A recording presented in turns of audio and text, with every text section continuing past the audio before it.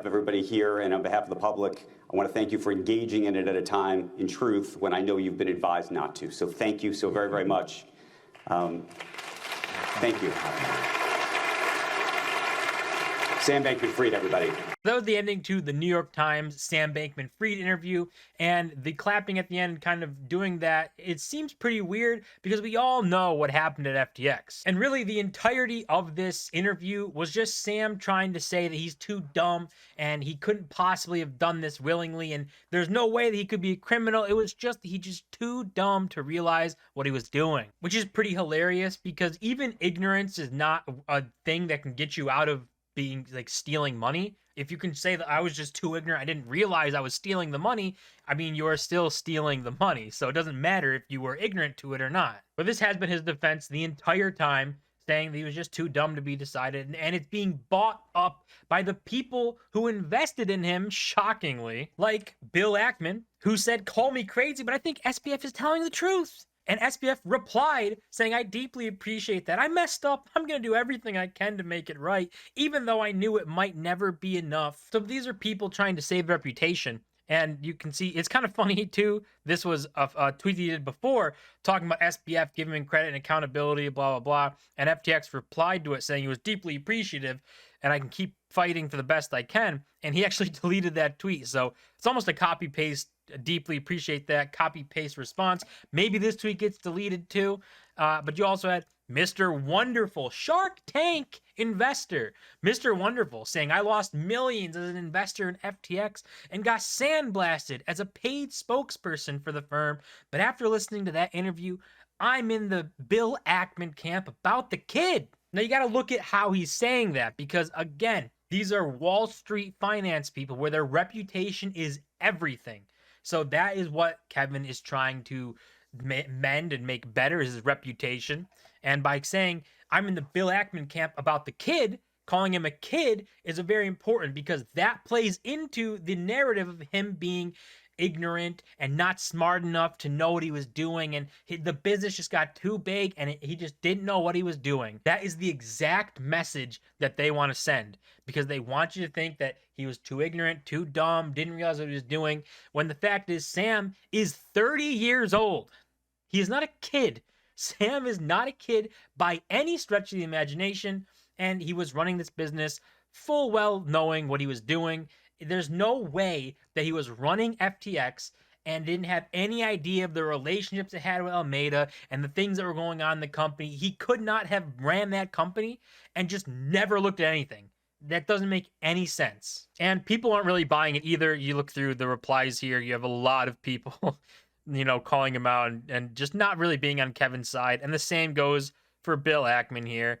Not a lot of people saying, that he's making the right decision. But these guys are just desperately trying to cling to their reputation because that is what you have in Wall Street and in that finance world. When you're an investor like that, you only have your reputation.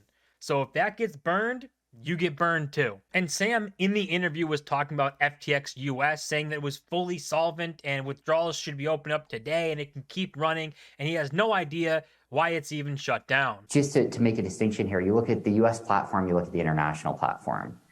The US platform is a US regulated platform with American users. To my knowledge, that's fully solvent. That's fully funded. And,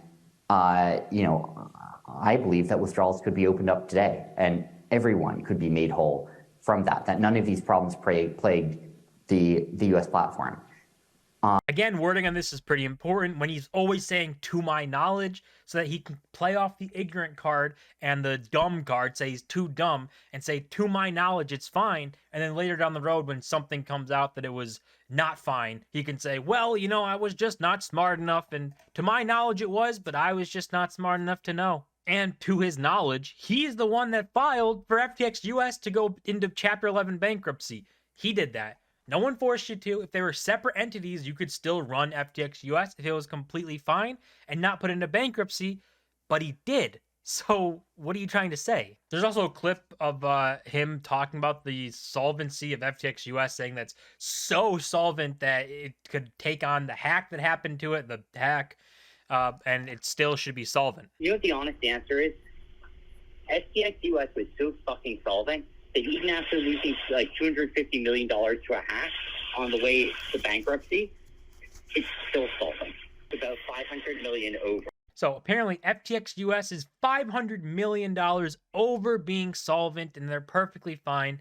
But there's some people that looked into the transactions and the outflows of FTX US, and here those are, with Alameda having an absolute massive amount of money taken off FTX US, followed by a bunch of other people. And if we look here, $142.4 million was sent to wallets owned by FTX International, suggesting that Alameda may have been operating to bridge between the two entities. So off that alone, that means FTX US and FTX were commingling funds, which means FTX US is not backed one-to-one, because obviously the money was going over to the international firm to try and plug holes there, which means the money in here that's supposed to be one-to-one, it's not one-to-one anymore.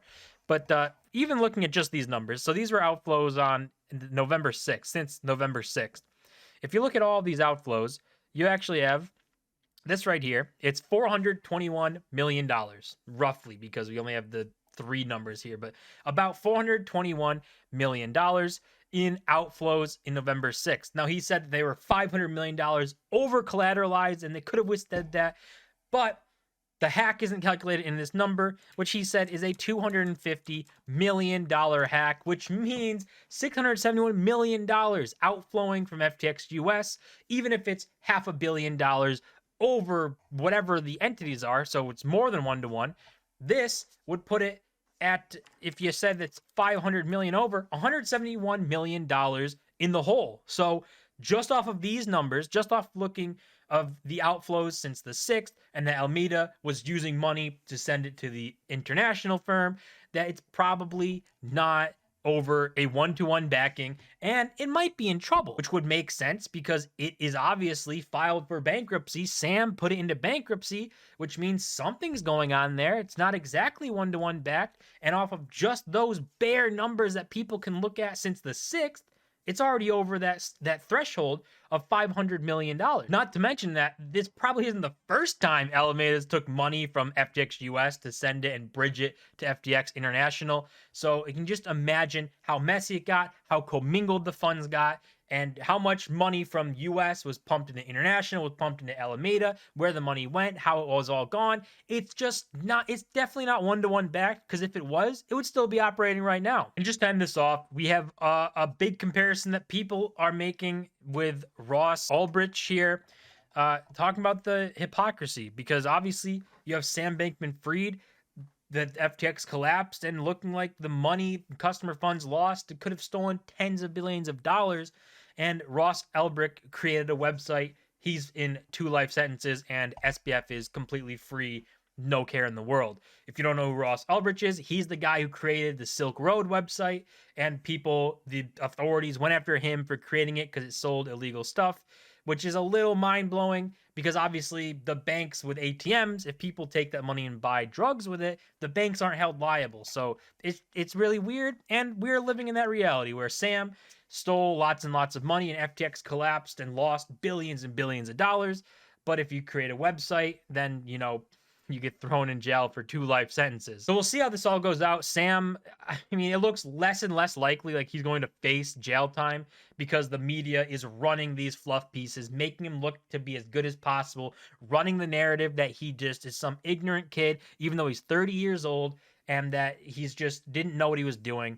So maybe we don't actually see him getting jail time at all, because it seems like the media is really running his front for it. Then again, people aren't really buying it because they lost money, and this guy isn't some super good guy saying, sorry, I lost your money. You know, it's their money, and they don't like the story of, well, he's just a kid, just let him get away with it.